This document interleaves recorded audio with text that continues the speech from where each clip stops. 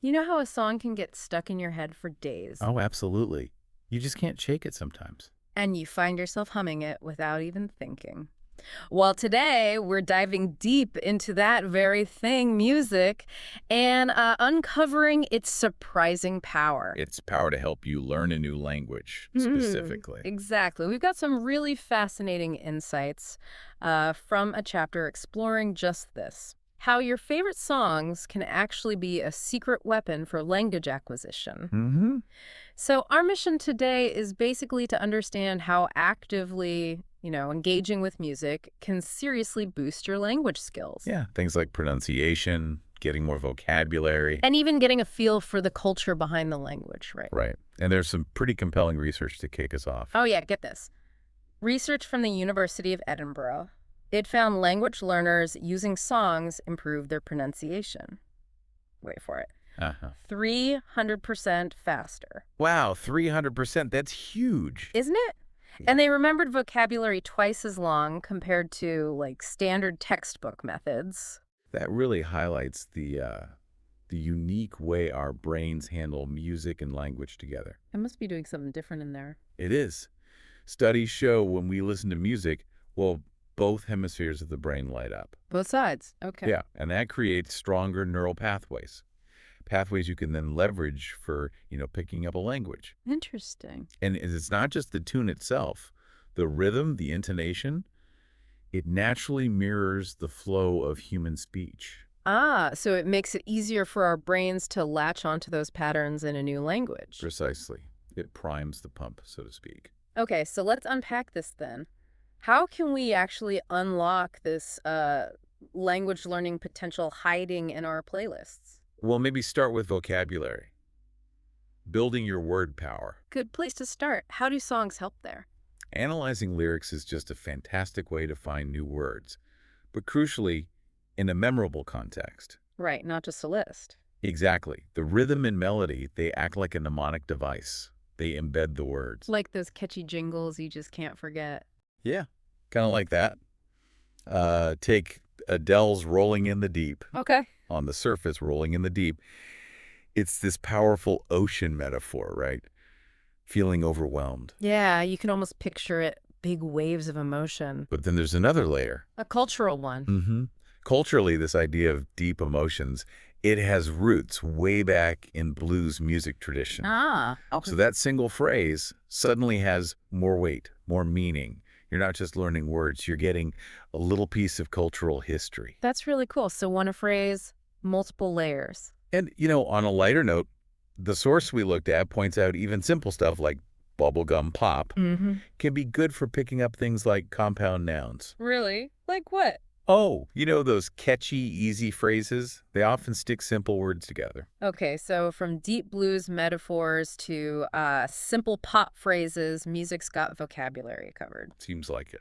But what about actually sounding right? Pronunciation is key. Oh, absolutely. And music is brilliant for this. Songs naturally show you the flow and rhythm of how people actually talk. Go so. Well, one big thing in natural speech is how words kind of blend together. It's called linking. Linking sounds. Yeah. Think about want to get away. Says it quickly. Naturally, it becomes more like want to get away. Want to get away. Okay, I hear that. Songs are packed with those kinds of natural connections. Try saying it like that. Want to get away. Want to get away. Yeah, it flows. It's like the words just melt together. Exactly. It helps you internalize those natural speech rhythms. Is that sort of like how kids pick up the rhythm of their native language? Just by hearing it. That's actually a really good analogy, yeah. And music also helps a ton with intonation. The melody of speech, kind of, the rise and fall. Right. How your voice goes up and down to show meaning or emotion. Like, the way questions often rise at the end. Mm-hmm. Think about a song line like, can you feel the love tonight? Okay, the Lion King classic. Try singing just that line, but really focus on how your voice naturally goes up at the end. Can you feel the love tonight? Yeah, it lifts. That musical cue helps you internalize that questioning tone. It makes it feel natural. It's like having a built-in guide for your voice. Makes sense. And here's a little exercise you can try. Listen to a quick bit of someone speaking really fast, like maybe a news anchor. Okay, usually pretty rapid fire. Then switch and listen to a sung chorus. Maybe something upbeat like Farrell's Happy. Right. Notice how the singing, even if it's fast, often makes the language feel a bit easier to grasp. Yeah. The rhythm kind of carries it along, doesn't it? Exactly. The rhythm gives it a structure that straight speech might not have in the same way. Okay, so we're building vocabulary, we're tuning our pronunciation. Now, how do we move from just, hearing the sounds to really getting what the song is about? That's where active lyric analysis comes in. You Oh, got to go beyond just humming the tune. right. How do we do that? Well, try this next time you put a song on. Before you even glance at the lyrics, just Yeah. listen, really focus. Sure. Let's take, say, the first verse of Counting Stars by One Republic. Imagine hearing it fresh. No words on a screen. A blind listen, the source calls it. A blind listen. I like that. Yeah. What words or phrases kind of pop out? It forces you to really tune in. Okay, so listen first. Then what? Then let's look at the first line. Lately, I've been losing sleep. I've been... Notice anything grammatically interesting there? Well, yeah. Shouldn't it be I have been? Exactly. That's a perfect example of informal English. People often drop the have in casual speech. Ah, okay. Like real conversation. Precisely. Songs are full of these little insights into everyday grammar. Now, here's something you can try. All right. Find the lyrics for that verse. Yeah. And try singing along. But first, maybe slow it down like 0.75 speed if you can. Oh, slow motion singing. Yeah. And then try it at normal speed. It really helps connect the sounds you hear to the written words, and you practice the rhythm. That actually sounds fun. Like a little vocal workout. It is. And hey, here's a challenge for everyone listening. Pause this deep dive for a sec. Try that technique slow, then normal sing-along with a song you know inside out. Your shower song. Exactly, your go-to shower song. See what you notice. You might be surprised. All right, shower singers, challenge accepted. Now, okay, beyond the standard stuff like grammar and vocab, songs are amazing for something else, right? Slang. Oh, totally. If you want to sound more natural, more like you're part of the conversation, music is such a great resource for informal language. Give us some examples. Okay, think about Uptown Funk. They mentioned do, right? Yeah. No. That's slang for money, and apparently it's slang that goes way back to the 80s. No way, really? Yeah, or take Ed Sheeran's Bad Habits. He sings Ain't Got No. Right, the double negative. Exactly. Grammatically, it's wrong in formal writing, but in informal speech, it's often used for emphasis. Songs capture that perfectly. So it's like a living dictionary of how people actually talk. That's a great way to put it. And sometimes it goes even deeper.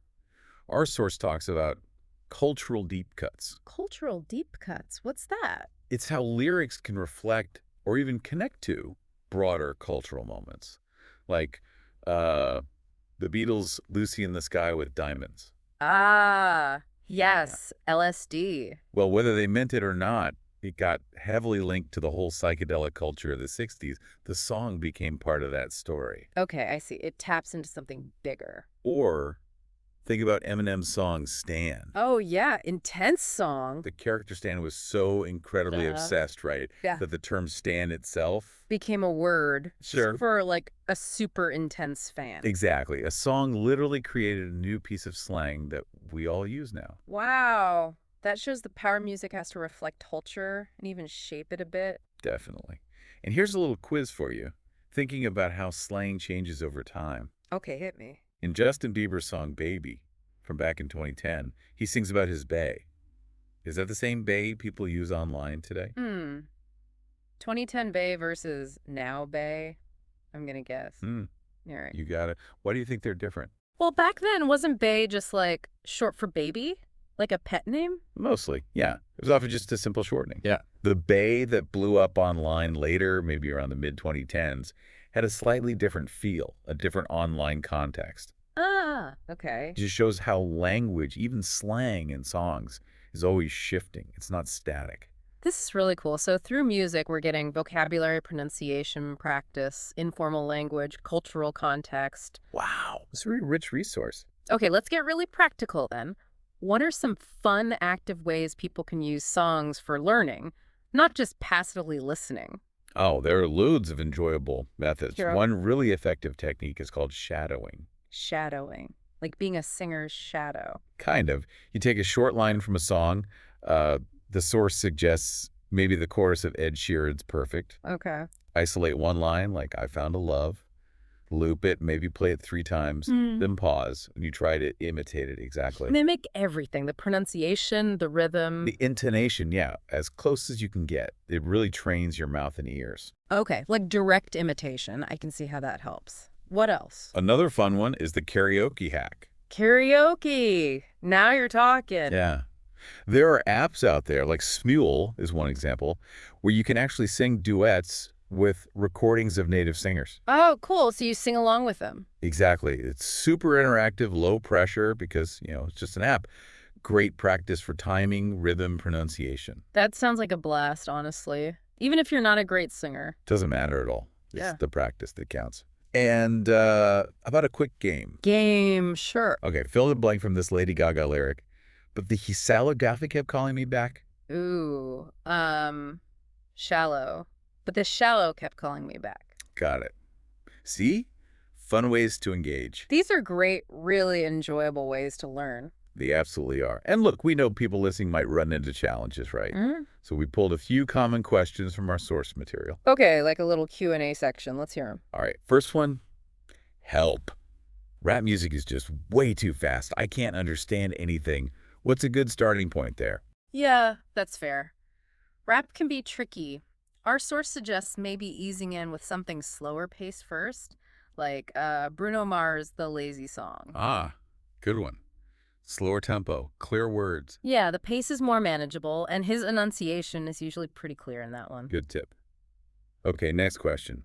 Is it better to learn with old songs, like from the 60s or 70s, or stick with new stuff? That's an interesting one. The source actually points out that older songs, say 60s, 70s pop or rock, often have much clearer enunciation than some modern pop. Ah, so maybe easier to pick out the words initially? Could be, yeah. Especially if you're still training your ear, so maybe a mix is good, but don't dismiss the classics. Makes sense. Okay, last one. What about learning from really intense genres like metal lyrics? They seem kind of angry or hard to understand. Yeah, they can be intense, but metal lyrics can actually be surprisingly good for learning certain types of words. Like what? Extreme adjectives, words that convey really strong emotions. Think about terms like heart-wrenching or shattering. You might find those used quite effectively in metal. Huh. Never thought of it that way. So even metalheads can learn. Absolutely. Basically, whatever your musical taste, there's likely some language learning value in there. That's really encouraging. Okay, so to bring this all together, make it really actionable, our source suggests a kind of plan. Ooh, a plan. I like structure. Lay it on us. It's called the 7-day musical mission. Okay, sounds official. So days 1 to 3, pick a song each day and just shadow one verse. Focus on mimicking the singer. One verse a day for 3 days. Got it. Days 4 and 5.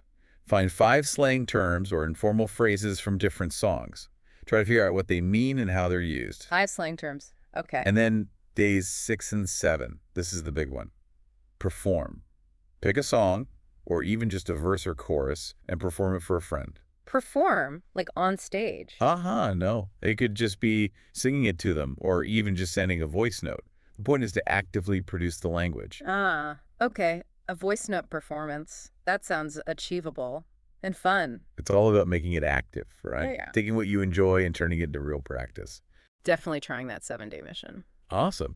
And, the key takeaway really is not to be afraid of making mistakes or not understanding everything at first. Right. Remember that classic misheard lyric Mm-hmm. from Jimi Hendrix? People singing, "Excuse me while I kiss this guy," instead of "kiss the sky." Yes. Yeah, Classic blunder. exactly. Yeah. But every misheard lyric like that, it's just a learning opportunity in disguise. That's a great way to look at it. So yeah, get those headphones ready, turn up the music. And let your favorite songs help unlock that inner linguist. Absolutely. And maybe, share some of those musical learning moments or your own funny misheard lyrics with someone. You never quite know what you'll discover when you really listen.